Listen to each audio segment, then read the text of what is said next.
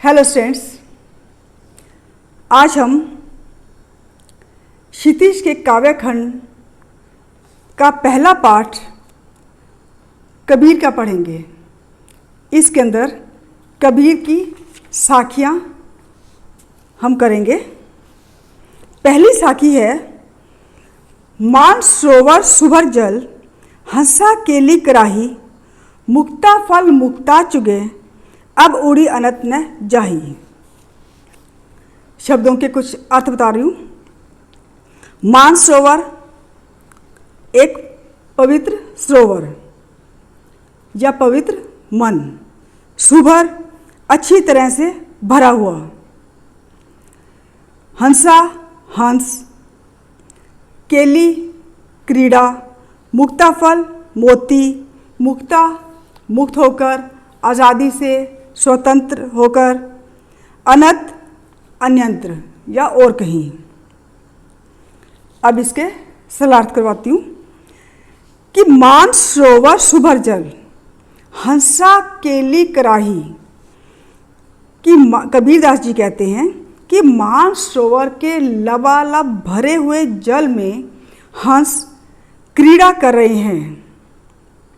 मुक्ता फल मुक्ता चुगे, वे मुक्त होकर आज़ादी से इस सरोवर में मोती चुग रहे हैं। उन्हें जल क्रीड़ा में काफ़ी आनंद आ रहा है। अब उड़ी अनंत न जाही, अब उनका और कहीं उड़कर जाने को मन नहीं कर रहा। ये तो हंस के बारे में हो गया, लेकिन कबीरदास जी इसका मीनिंग दूसरा भी करते हैं कि इसका अर्थ यह है, कबीरदास जी कहते हैं कि प्रभु भक्त भक्ति में लीन होकर जब उसको परम आनंद का आभास होता है, वो आनंद में लीन हो जाता है, तो वो मुक्त होकर इस मुक्ति का आनंद उठाते हैं। उन्हें भी कहीं और जाने की आवश्यकता नहीं होती। वे अपने मन में अगर किसी भगवान का जैसे नाम ले लेते हैं, उन्हीं का नाम लेते हैं, तो उनको छोड़कर कहीं और जाने को दिल नहीं करता। तो इसके अंदर मान सरोवर के दो मीनिंग बताए हुए हैं कि एक तो पवित्र सरोवर जिसके अंदर हंस क्रीड़ा कर रहे हैं, दूसरा इसका मीनिंग यह है कि मन रूपी सरोवर। तो इसमें मान सरोवर में मन रूपी सरोवर हम कहते हैं, तो ये कौन सा अलंकार हुआ? रूपक अलंकार। केली कराही में अनुप्रास अलंकार। मुक्ता फल मुक्ता, यानी कि इसमें मुक्ता मुक्ता दो बार आए हैं, तो इसमें हम कहेंगे यमक अलंकार। पहला मुक्ता फल मोती को कह रहे हैं, और दूसरा मुक्ता मीन्स मुक्त होकर। जब कोई एक वर्ड दो बार आए लेकिन दोनों का मीनिंग अलग अलग हो, तो उसमें अनुप्रास अलंकार तो होता ही है, लेकिन मेन जो अलंकार है वो होता है यमक। अनुप्रास इसलिए होता है क्योंकि हमारा पहला वर्ण है, जैसे मुक्ता फल, मुक्ता लिखा हुआ है मुँह, ता लास्ट का, तो ऐसे में अनुप्रास बनता है, लेकिन मीनिंग अगर देखें अलग अलग बनता है, तो ये है यमक अलंकार। तो इसके अंदर दोहा छंद है, दो लाइनें हैं, तो दोहा छंद हुआ। भाषा कैसी है? कबीरदास की भाषा वैसे सदुकड़ी भाषा है, साधु की भाषा है, इसको हम खिचड़ी भाषा भी कहते हैं। इसके अंदर कई भाषाओं का मेल है। ब्रज भाषा, और जो जहाँ जहाँ वो रहते थे वहाँ कुछ वर्ड, जैसे लोगों के साथ रहते हो तो कुछ वर्ड सीख लेते हैं, तो उनकी इस कृति के अंदर वो शब्द उन्होंने यूज़ किए हैं, तो इसलिए हम उसको सदुकड़ी भाषा या खिचड़ी भाषा भी कह सकते हैं। हमारा दूसरा दोहा है, प्रेमी ढूंढत मैं फिरो, प्रेमी मिले न कोय, प्रेमी को प्रेमी मिले, सब विष अमृत होए। अब प्रेमी कौन सा? प्रेमी ईश्वर को प्रेम करने वाला, प्रभु भक्त। कबीरदास जी कहते हैं कि मैं किसी सच्चे प्रभु प्रेमी की खोज करने निकला, परंतु काफ़ी प्रयास करने के बाद भी मुझे ऐसा भक्त नहीं मिला। कि प्रेमी ढूंढत मैं फिरो, प्रेमी मिले न कोई। लेकिन कबीर दास जी कहते हैं कि प्रेमी को प्रेमी मिले, कि जब प्रभु भक्त को सामने भी कोई प्रभु भक्त मिल जाता है, जैसे मैं ढूंढ रहा हूँ, मुझे भी एक सच्चा प्रेमी मिला तो मेरे जो पाप है वो पुण्य में बदल गए। इसमें तो कबीर दास जी ने कहा है कि मेरे पाप पुण्य में बदल गए। वैसे भी अगर प्रभु भक्त को कोई प्रभु भक्त मिल जाता है तो उनकी वासनाएं खत्म हो जाती है, बुरे विचार खत्म हो जाते हैं, मन में पवित्रता रूपी अमृत का संचार हो जाता है, कि सब विष अमृत होए, कि सब जो विकार होते हैं हमारे वो अमृत में बदल जाते हैं। इसके अंदर यहाँ पर लिखा हुआ है कि प्रेमी ढूंढत मैं फिरो। अब मैं कौन है? इसमें सच्चे प्रभु प्रेमी की बात की गई है। विष अमृत के अंदर विष क्या है? वासनाएं, पाप, ये सब इसका प्रतीक है, इसका सिंबल है। अमृत भक्ति का, मुक्ति का, आनंद का, पुण्य का, सद्भावना का प्रतीक है। तो ये जो ऐसे मैं बता रही हूँ क्वेश्चन, ये क्वेश्चन तुम्हारे एग्जाम में ऐसे आ सकते हैं। तीसरा हमारा दोहा है, दोहा के रूप में लिया गया है, वैसे साखी है। हस्ती चढ़िए ज्ञान को, सहज दुलीचा डारी, स्वान रूप संसार है, भूखन दे झक मारी। अब इसके अंदर हस्ती हाथी, सहज स्वाभाविक, समाधि भी हम कह सकते हैं, दुलीचा कालीन, छोटा सा आसन, डारी डालकर, स्वान कुत्ता, झक मारना वक्त बर्बाद करना, ये एक मुहावरा भी है। कबीर दास जी कहते हैं कि वो साधकों को संबोधित कर रहे हैं, उनको समझाकर बता रहे हैं कि हे साधकों, तुम ज्ञान रूपी हाथी पर, इसमें भी ज्ञान, हस्ती चढ़िए ज्ञान को, हस्ती हो गया हाथी, ज्ञान, ज्ञान रूपी हाथी। अब रूपी हाथी में कि ज्ञान को जैसे ज्ञान रूपी हाथी है, तो ऐसे में रूपक अलंकार होता है कि तुम ज्ञान रूपी हाथी पर सहज समाधि रूपी आसन बिछाकर निश्चिंतता से बिना चिंतित हुए चलते रहो। स्वान रूप संसार है कि ये संसार जो है कुत्ते के समान है, जो हाथी को देखकर व्यर्थ ही भौंकता रहता है। इसका मतलब ये हुआ कि तुम्हारा कुछ बिगड़ने वाला नहीं है। कोई भी तुम्हारे बारे में कुछ कहे, तुम्हारी भक्ति के बारे में कुछ कहे, तो तुम उसकी तरफ ध्यान न देकर, उसकी परवाह ना कर कर, अगर वो निंदा करता है उसकी परवाह ना करके बस साधना के पथ पर बढ़ते जाओ। तुम्हें साधना के पथ पर बढ़ते रहना चाहिए। इसके अंदर सहज का क्या अर्थ है? सहज का मतलब स्वाभाविक रूप से संसारिक वासनाओं से, बुरी आदतों से दूर रहना और भगवान की भक्ति मन लगाकर करना। इसमें रूपक अलंकार, रूपक अलंकार में हस्ती चढ़िए ज्ञान को, इसमें रूपक अलंकार है। झक मारना मुहावरा है, इसका मतलब बेकार की बातें करना। हमारा फोर्थ साखी है, पखा पखी के कारने, सब जग रहा भुलान, निरपख होई के हरि भजे, सोई संत सुजान। पखा पखी, पक्ष विपक्ष, ये सही है वो गलत है, उसके साथ मिलना है उसके साथ नहीं रहना, इस टाइप की जैसे बातें हैं, ग्रुपिज्म की बातें हैं, वो चीज़ें नहीं होनी चाहिए। कारणे कारण, जग संसार, भुलान भूला हुआ, निरपख निष्पक्ष, सोई वही, सुजान ज्ञानी। कबीर दास जी कहते हैं कि आज सारा संसार पक्ष विपक्ष में पड़ गया है। लोग तर्क वितर्क के चक्कर में ईश्वर को भूल गए हैं, कि सब जग रहा भुलान, कि जो पूरा जग है वो ईश्वर की भक्ति करना भूल गया है, बस पक्ष विपक्ष के चक्कर में ही रह गया है।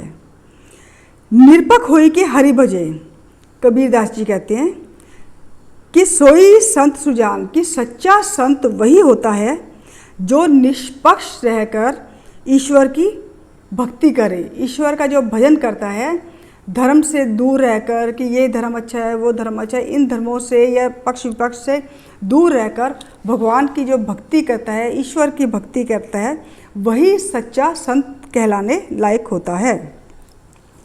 तो पखापखी क्या इसमें अर्थ है? अगर एक क्वेश्चन आ जाए कि किसी के समर्थन में, विरोध में झगड़ा करना, तर्क वितर्क करना, पक्ष विपक्ष की बातें करना, ये सब।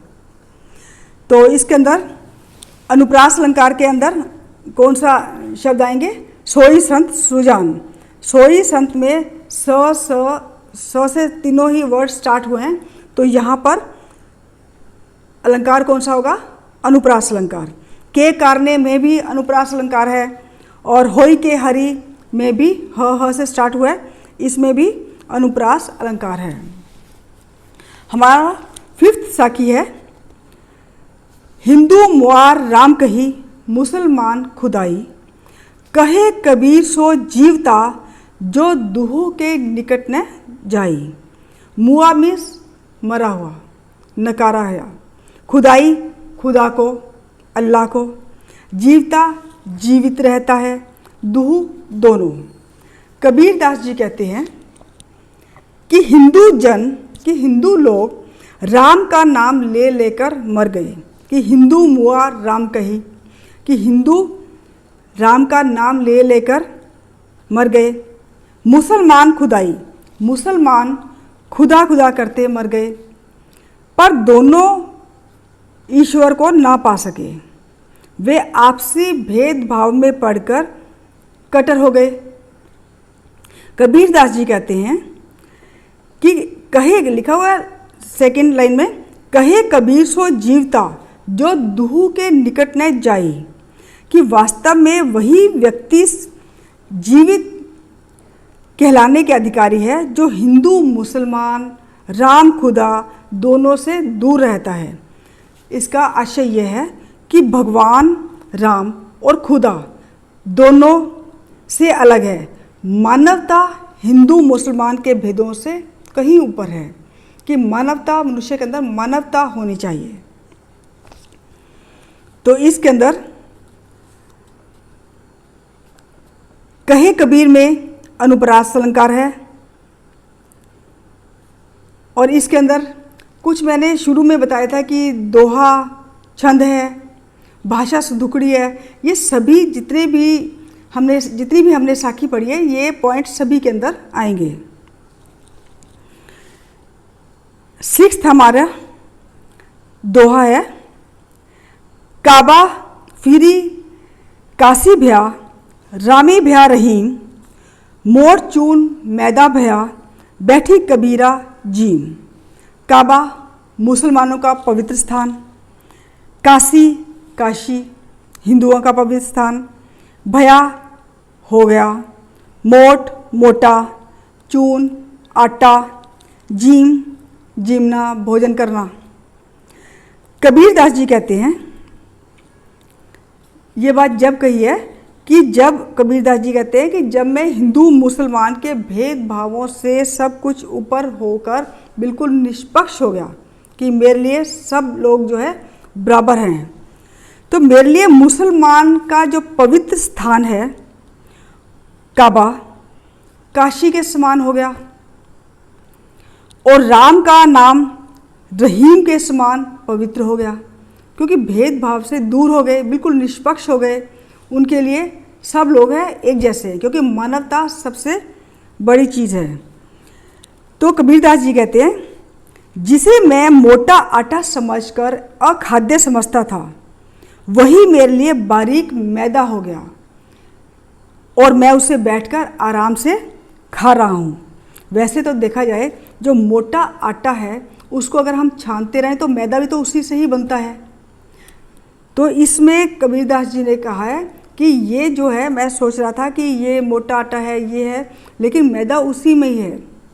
इसका मतलब ये हुआ कि धर्म के भेदभावों से दूर रहकर मानवता को महत्व देना चाहिए। जब मैं मानवता को महत्व देने लगा तो मुझे मोटा आटा भी मैदा के समान लगने लगा, कि जिसको मैं अखाद्य समझ रहा था, लेकिन वही मेरे लिए अब वो अच्छा होने लगा, वही मेरे लिए बारीक हो गया और मैं आराम से बैठकर खा रहा हूँ। कहने का आशय यह है कि धार्मिक भेदभाव के नष्ट होने पर मेरे मन में हिंदू मुसलमान और राम रहीम के नाम पर जो बसी दुर्भावनाएं थी वो दूर हो गई और मैं सबको एक जैसा समझने लगा, सबको ही पवित्र समझने लगा। हमारा संत दोहा है, ऊंचे कुल का जन्मिया जे करनी उच न होई, सुबरन कलश सुरा भया साधु निंदा सोई। जन्मिया जन्म लेने वाला, करनी काम, सुबरन सोना, कलश घड़ा, सुराही भी हम कह सकते हैं, सुरा शराब। कबीर दास जी कहते हैं कि ऊंचे कुल का जन्मिया जे करनी उच न होई, कि यदि कोई मनुष्य ऊंचे कुल में जन्मा है, उसका जन्म ऊंचे कुल में हुआ है, किंतु उसके कर्म ऊंचे नहीं है, तो फिर क्या फ़ायदा। कबीरदास जी समझाते हुए कहते हैं कि सोने का घड़ा अगर शराब से भरा हुआ हो तो साधु लोग ऐसे पात्र की निंदा करते हैं कि कोई भी अगर जैसे पात्र है सोने का, उसके अंदर पवित्र जल हो तो हम उसको पवित्र मानते हैं, लेकिन अगर किसी साधु ने भी अगर ऐसा कलश लिया हुआ है, शराब है, कुछ है, तो वो जो कर्मों के आधार पर वो निंदा के योग्य है। कि ऊंचे कुल का जन्म लेने से कोई फर्क नहीं पड़ता, कि हमारे काम जो है, हमारे कर्म जो है वो ऊंचे होने चाहिए। कर्मों से ही आदमी ऊंचा कहलाता है, ना कि कुल से। तो अब इसके अंदर सूरा भरा, लास्ट में रा आ रहा है, इसमें अनुप्रास अलंकार है। साधु निंदा सोई, एक वर्ड बीच में आ गया, लेकिन साधु और सोई इसमें अनुप्रास अलंकार है। इसमें ऊंचे कुल का जन्मिया जे करनी उच न होई, इसके अंदर ये मतलब दोहा दिया गया है, इसमें वही दोहा छंद है। और इसमें स्टूडेंट्स एक जो काव्य सौंदर्य के अंदर एक ये भी शब्द के अंदर लिख सकते हैं कि जब दोहा या साखी हो तो उसको हम गा भी सकते हैं। तो इसके अंदर गीतात्मकता, संगीतात्मकता, लयात्मकता विद्यमान है, क्योंकि इसके अंदर लयात्मकता मीन्स लय, ट्यून, कि जैसे लास्ट में होई फिर सोई तो हम गाते हैं तो हमारा लय भी बनता है। तो इसमें गीतात्मकता, लयात्मकता और संगीतात्मकता विद्यमान है। तो स्टूडेंट्स, मुझे आशा है कि ये आपको सब साखियाँ समझ में आ गई होगी। तो इसके हम क्वेश्चन आंसर भी कर लेते हैं। हमारा पहला क्वेश्चन है, मानसरोवर से कवि का क्या आशय है। मानसरोवर के दो अर्थ हैं। मैंने पहले दोहे में, पहली साखी में आपको समझाया था कि एक तो मानसरोवर का मतलब है एक पवित्र सरोवर जिसमें हंस विहार कर रहे हैं, उसमें क्रीड़ा कर रहे हैं, बड़े आज़ादी थे से वो मोती चुग रहे हैं। एक तो वो हो गया पवित्र सरोवर। दूसरा मानसरोवर, मन रूपी सरोवर, कि मन को सरोवर माना है, तो पवित्र मन। हमारा दूसरा क्वेश्चन है, कवि ने सच्चे प्रेमी की क्या कसौटी बताई है। कवि के अनुसार सच्चे प्रेमी की कसौटी यह है कि उससे मिलने पर हमारे मन की सारी वासनाएं दूर हो जाती है, हमारी सारी मलिनता जो है नष्ट हो जाती है, हमारे पाप धुल जाते हैं। तीसरे दोहे में, थर्ड क्वेश्चन है, तीसरे दोहे में कवि ने किस प्रकार के ज्ञान को महत्व दिया है। किस प्रकार के ज्ञान को महत्व दिया है, इसमें आध्यात्मिक ज्ञान को महत्व दिया है, कि जैसे आध्यात्मिक जो बातें हैं, भगवान की बातें, उसको महत्व दिया गया है। फोर्थ क्वेश्चन, इस संसार में सच्चा संत कौन कहलाता है। कबीर दास जी के अनुसार हमने इस लेसन के अकॉर्डिंग बताना है। कबीर के अनुसार सच्चा संत वही है जो सांप्रदायिक भेदभाव, तर्क वितर्क, वैर विरोध, झगड़े इनमें ना पड़कर निश्चल भाव से प्रभु की भक्ति में लीन रहता है, वही सच्चा संत कहलाता है। फिफ्थ क्वेश्चन, अंतिम दो दोहों के माध्यम से कबीर ने किस तरह की संकीर्णताओं की ओर संकेत किया है? पहला है अपने अपने मत को श्रेष्ठ मानने की संकीर्णता और दूसरों के धर्म की निंदा करने की संकीर्णता, कि अपना धर्म अच्छा है, दूसरों का धर्म अच्छा नहीं है। ये जो है बातें हैं, इसकी ओर इशारा किया है, इंगित किया है, इसके बारे में बताया है। दूसरा, ऊंचे कुल के अहंकार में जीने की संकीर्णता, कि ऊंचे कुल में जन्म लेने का मतलब यह नहीं है कि तुम हमेशा प्रसिद्धि के लायक हो। अगर तुम्हारे कर्म अगर अच्छे नहीं हैं तो तुम निंदा के लायक हो, प्रसिद्धि के लायक नहीं हो। तो ये बात बताई है कि ऊंचे कुल के अहंकार में जीने की संकीर्णता। हमारा 6 क्वेश्चन है, किसी भी व्यक्ति की पहचान उसके कुल से होती है या उसके कर्मों से? लास्ट का ये हमने साखी पढ़ी है कि किसी भी व्यक्ति की पहचान उसके कर्मों से होती है, ना कि ऊंचे कुल से। आज तक जितने भी हजारों राजा पैदा हुए हैं और मर गए हैं, लेकिन जिनको लोग जानते हैं वो महान लोग हैं, उन्हीं को, जैसे राम, कृष्ण, महावीर, बुद्ध। इसलिए क्योंकि उनके कुल ऊंचे चाहे ना हो, लेकिन उन्होंने जो कर्म किए थे, उनके जो काम थे वो ऊंचे थे।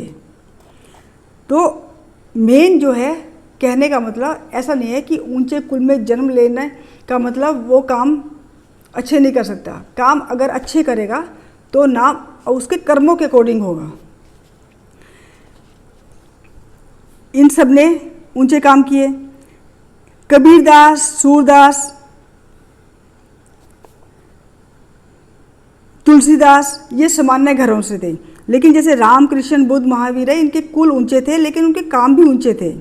लेकिन इसके विपरीत जैसे कबीरदास जी, सूरदास जी, तुलसीदास जी, इनके जो जन्म हुआ था वो सामान्य घरों में हुआ था और उनके बचपन में भी उनको काफ़ी ठोकरें खाने पड़ी थी, लेकिन इन्होंने अपने कर्म जो है श्रेष्ठ किए थे, अच्छे किए थे। अपने कर्मों के आधार पर वो संसार भर में प्रसिद्ध हो गए। इसलिए हम ये कह सकते हैं कि महत्व जो है ऊंचे कर्मों का होता है, कुल का नहीं। अच्छे कुल में अगर जन्म ले रहे हैं, अगर काम अच्छे होंगे तो भी प्रसिद्धि मिलेगी, लेकिन ऐसा नहीं है कि ऊंचे कुल वालों को ही प्रसिद्धि मिलेगी। अगर कुल चाहे कोई भी हो, लेकिन अगर काम अच्छे होंगे तो लोग जो है उनको जानेंगे, उनकी प्रशंसा करेंगे। तो स्टूडेंट्स, मुझे आशा है कि आपको ये क्वेश्चन आंसर और साखियों के सरलार्थ समझ में आ गए होंगे। अगर फिर भी आपको कोई प्रॉब्लम हो तो आप मेरे व्हाट्सएप नंबर पर मुझसे कॉन्टैक्ट कर सकते हैं। Thank you and have nice day.